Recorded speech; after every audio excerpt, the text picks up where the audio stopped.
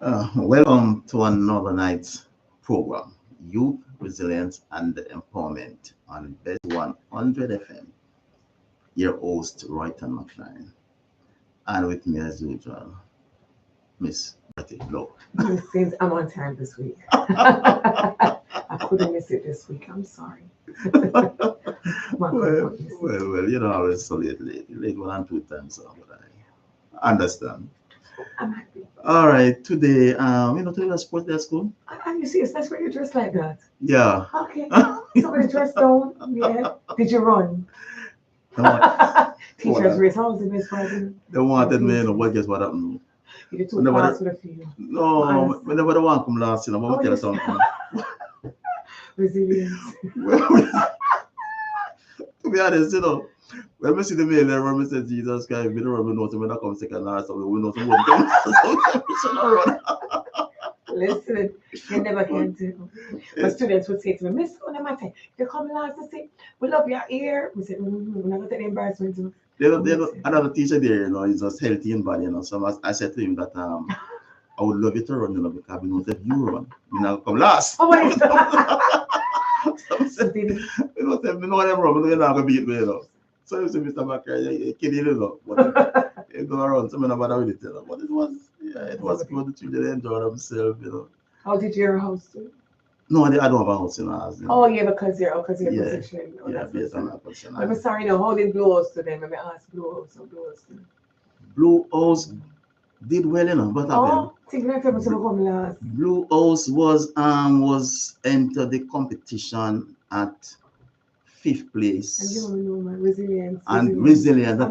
I think they end up. Same teacher was telling me about.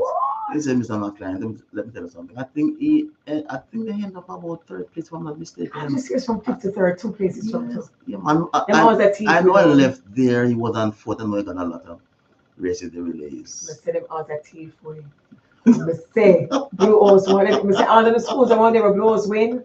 Big up Tony for being fair. The rest of what you say. No, never said. At the end of the day, it's for the kids. The Blue House, they have the team below Blue House. I was the Blue House one. Jesus. Every year I also must have when we finish at the end of my sports day, just when we said back home, I mean, I have no voice. Really whisper. But the end of it, one of the key things that we always learn is how to be, 1, a good sportsman, 2, how to respect our other competitors, and always to treat each person no matter what. So when I start from, you didn't know what happened this year, I say, sorry, man, no big good one, no forgive me, man. The only thing sometimes, that sometimes our teachers, that when it comes to sports, some teachers take sports very, very serious, and we have to be very little bit cautious of our emotions. Because some children look at our emotional behavior. But that, you know the topic that we're thinking of tonight that really supposes it. Yeah. It's a really good basis to really set our footing. And this teacher, this me, I read today. It's in my youth resilience and employment, right? Yes. I'm a part of a program there, same place in West Kingston there. Oh, that's nice. Youth resilience and empowerment. Oh, wow. Is that the radio station? I'm ready for one. No, man. It is the same. Child resilience. Is I'm talking about my program? Oh, Jesus. It sounds so much alike. But it locked into our name that everything was a resilience. What is resilience? It is child resilience. Okay, child resilience. And that program's taking, I think about 6 primary schools within the vicinity there. Okay. So we have children there, like they left school like 2:30, so we begin the program at 3 o'clock. Okay. Finish by 4:30. So we start like 3:30. We normally have devotion and talk with our classes with them. So it's a matter of fact that the different schools are buying together. That's nice. So there we don't say sir and miss. Auntie, uncle. We say auntie and uncle. I'm the same thing with me. Is it when we're going to be auntie? Right, because when they come to the school, they want to bring them from, even though it's the same thing they're going to do, but want to bring to a different environment. Right. Let them know that no, we are a family. That's it. So I am your uncle, I am your auntie. That's nice. So they call us uncle and auntie. We call everybody uncle and auntie. Let me tell you something. My brother was so shocked by that. One of my younger brothers, one of my parents' family members. So you have to call me auntie. You know you call her auntie. I when you grew up, my parents said it was the auntie born like crazy. All right, tonight, our listeners, if you are listening, please tune in. Please log on to Royton Mclaren, Youth Resilience and Empowerment. Youth, that's YouTube. YouTube, Royton Mclaren, Youth Resilience and Empowerment. Right? And tonight we'll be looking at do not stop a child in this for any challenge, but help him to face it. What we really want to say to you tonight, if there's that challenge where the child can face that challenge, do not stop the child, but help the child to face that challenge. It doesn't mean that resilience. It is. Because there are times children move towards certain things and we tell them that they can't. That too much. Yeah. You know, so we hold back on their ability, their strength to get things done because we just in ourselves can't manage it, too young. We're scared. Yeah. It's fear that stops it. Yeah. You know, so we are going to talk about holding back, stopping back the challenge, but help them to face. So not stopping your kids from embracing challenges, but right. Face it. But help them to face it. You know, as you see, that one little girl in my space came up. I remember her throughout the COVID period. You know, the funniest thing is when I came back from the States in 2021, our school, Creative Minds, actually had this beautiful program. We had like over 100 kids that were going through the program. And there's this one little girl. Her brother is actually a soldier. I actually taught him at the Providence Primary. And I remember he said, Miss, you alone can help her. She was in grade 5. Now, the challenge with her is that she had a reading problem. So, you know, with reading, I'm a reading specialist, and half of the problems that person don't understand is that we have one particular challenge, and how each child within the classroom faces it. It's going to be from a different perspective. Now, a lot of teachers don't understand that calling words off a page does not mean that the child is reading. Because he must be able to comprehend. It's a complete process. So this little girl she was just so bouncy, but her problem with tears running from her eyes is that my auntie said, I can't read. Her mother was so hurt by it that the child took it into the classroom. She can't. And I said to her, but Pitney, listen, I'm working an exam. And she said, Miss me. So I said, auntie, I'm going with you. She said, no, Miss. But she said, I can't do it. I said, well, the funniest thing is this. You can take your can't and you can take off that little apostrophe T and you can keep your can. We worked together for the first month. When her mother sent me a WhatsApp text with the badge that says top speller, mother said, Miss Lowe, look here. So me and the auntie in the background said, what charge should the teacher like her? That's why. We said, give the auntie the phone. I'm tell her exactly what I'm on my mind. The mother said, no, I give her. I said, you see. The following year, she did the PEP exam. She got to Excelsior High School. Okay. And when she came, I said, put the auntie on the phone. I come want to know for the ministry like her more. And Chloe, I am so proud to call her name. Chloe is doing so well. Okay. Because the thing is this, we need to take off the apostrophe T and keep her can. And the funniest thing about my class, you know, a particular school, when I came back from the States, there are a number of schools who asked me to come and teach. I can't teach in any other school. I have to do my own thing. Because the thing about my classroom is that each child is his own. Okay. I believe that God has gifts within each of us. And for us to unearth it, it takes our problems, our challenges. And if I want to say to a child that listen to me, this one too big for you, I'm telling God that listen to me, you don't work on the impossibles. Yeah. And so therefore, I do not want to stop limitations. So I normally give my students the problem and I just watch them just turn it into wonderful things. Same thing happened in the States. We got a bunch of kids who they say, guess what? They can't learn. Excuse me, how dare you? You see, we are created in God's image. So if you look at God's image and say you can't learn, you're telling God that he can't do anything. And that's one of the worst things I could ever do. You're mad. If you tell the creator, same God. So every time, but look at what God did. When he started creating the world, something that we don't do in our classrooms, or some of us, not everybody. When he did day 1, What did he do? I ask my students this all the time. They said, Miss, he evaluated and then he complimented. He said, this is good. That's what we don't do. When the kids face a problem and the challenges, we don't make them evaluate and then compliment themselves. No, you didn't even compliment them. They don't compliment themselves. Mm-hmm. How I grew my son. From age 3, I tell the picnic to listen to me. Try not going as forward enough foolishness that I may I have it told.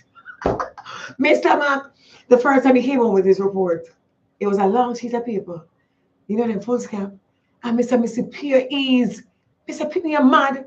Mr. I say you start out, you're mad. My mother said to me, Doc, unfold the bottom part of the paper. Women look evening excellent. You know what a sweet Pitney. So come and give me one kiss. I was afraid for him to face the challenge because he was so young. Yeah. As my son grew, you know what I did with the report cards? I did not open his report card from grade 1. Michael practicing. Every time I signed for that envelope, I handed it to him. Mm-hmm. And these are the questions I'd ask him. What is your best grade? And grade 1 was 9 A's. He said, A's, mommy. I said, what's your weakest? He said, mommy, a B. I said, what is it in? He said, come to us. I said, what will I do with it next time? He said, when I get to grade 2, I'm going to start with my B, but I'm going to maintain my A's. To date, there are very few challenges that my son would ever go through that he depends on a mommy.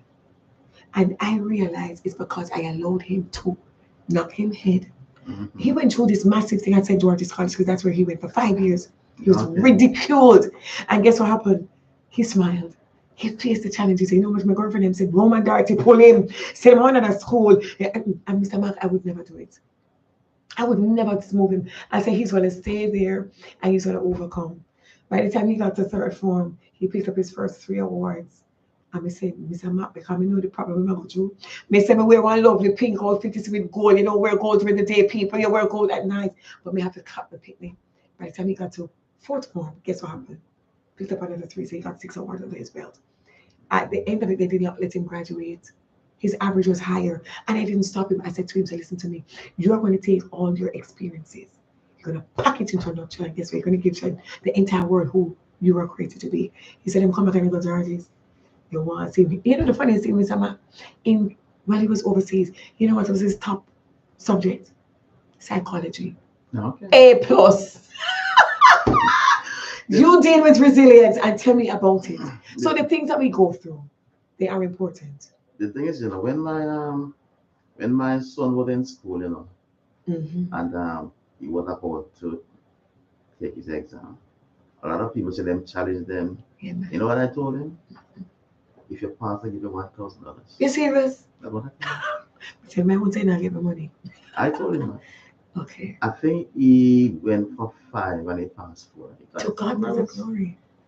He got $2,000. Challenge them. That is my way of challenging him. I didn't bash him. I didn't say, I just said to him that that will give you $1,000 if you pass. There's a little girl, as you say that, at St. Peter Clever. She went through a rough time with her mother. Mother is from a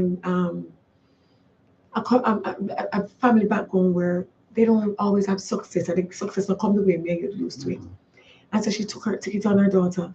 So she was like, you know, say not pass nothing. I told little girl that she going to Women's Girls. So she said, Mommy, me need business about you. And my son said, I got Women's Girls. She said, which part of you got Women's Girls? She's now doing her paper exam.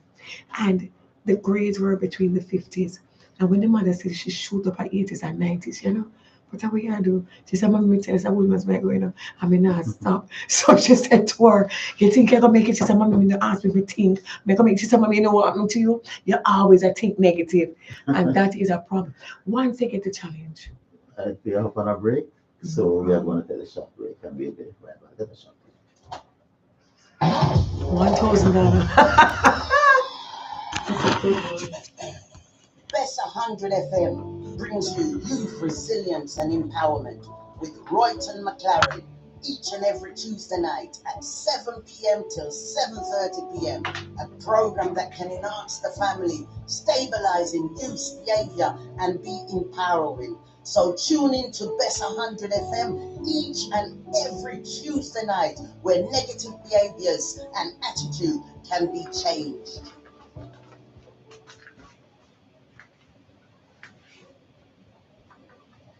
All right, we are right back. You are listening to Youth Resilience and Empowerment here on Best 100 FM. Your host here, Royton Mclaren, and with me is Miss Dorothy Lowe.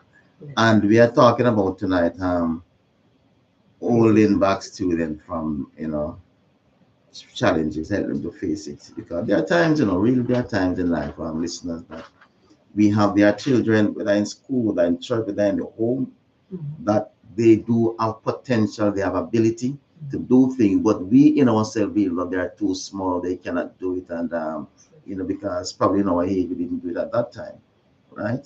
So we hold them back, we stifle them, so we don't bring them to it and show them how they can face it and how to go through it. We just stop them, and kill them ability and their goal that they want to achieve. But we can bring them to it and teach them how to go about it. One thing I want to say, another thing that we can start for our children, put on, say, I'm going to have a fashion show at our school or a beauty contest, and see how many children are going to tell you, whether mama or uncle tell you, say them ugly, and them can't do it. So they have that fear in them that they will not do, because someone tell them that, yes, someone tell them that they are ugly, them can't do it. And there are children, who will tell you that some family member, even the parent tell them, say, you say you're big and dunce. You see the point? So they may have that ability, right? And we don't find out from them, because some of us, we believe that if a child, say, get 10, whether language, art, or mathematics, and they get 2 right, if the child is at dunce. I could remember some years ago, a child it's a real thing, a child got, it was 10 mathematics, and he got 1 right. 1 right. And teachers hold the book and just this when I get right, boy. And the boy cursed a bad word and said, if you know hard work, forget that one right, would have got chocolate. But it shows her. I love him. Seriously. The boy cursed a bad, and it said, if you know hard work, forget this one right, you would not get shut out your mouth. It's the point. The boy did his best to get that 1 right. And she shut it down. So maybe that's a real challenge for him. And say that, so we have to be very careful how we kill their potential, how we deal with their situation. See the point? Because we will allow them to go on the phone, and we're not stop them on the phone, because sometimes some real bad thing on the phone, But when they're doing some right thing, want to do things, you can't manage that. Yeah. There are people who tell children, you can't watch the preacher, boy, you leave it, let me do it. And then they go up and as a teenager, they're about to help you with not lazy. You're lazy. So it is always negative. And they want to do it from a long time. You see the point? So those challenges that they want to take on, challenges to do things, and we feel they can't. That's true. You see the point? So we need to know when they face certain, how to help them. That's as teachers, I think the teachers within the classroom, we play an integral role, of course, as to how to get to even this, because a parent said something to me this afternoon. There are 2 scenarios I think of when as you spoke, and the one this afternoon really greatly, because here's a parent who is not as nice as we think, and she doesn't have a degree, she doesn't have no top job. We had a problem with the principal. Principal made a remark. Her principal watched as another parent and a teacher actually had a disagreement. At the first, the parent had a problem. She said, "Miss, you know what the principal interjected?" And she said, "It's a child." She told me, "Call me a teacher. No matter talk to her, because guess what? She don't have degree like you, I saw your children them stay, your people never stay so. And the parent looked at it, she said, Miss, it really hurt. Because what is she saying about us and our children? It left a really bad mark right there. So she said, Miss, it really left us in a position, I better we left the school now. And you realize you would have defeated the purpose because the parent had a challenge with her child and the teacher had the opportunity of guiding both parent and child through this particular problem. But she looked at it from a perspective, said, better than me. And nobody really was better. And that's how we see it, even with that pageant. The second scenario was my son at grade 2. Mr. Mark, I can never forget that. I normally enter my 6-year-old in the national reading competition. So we changed the dynamics of what the reading competition looked like at the National Library. And the first time I entered them, my son was 6 along with the other 6-year-olds. But very spunky people. They did cursive and everything. And when they went in, they nothing got it. I don't understand why they never get the because you want first place. Yeah. I said, what I'm going to go do? When I'm going to read off the whole of the book, then I write the book, then word for word. Mr. Only crazy. Guess what was the problem? They did not understand how to tailor summary writing. I said, guess what? The next year, I'll go back in. And guess what? We're going to get this done. This time, though, they weren't in grade 1, they were in grade 2. And I sent up 10 students.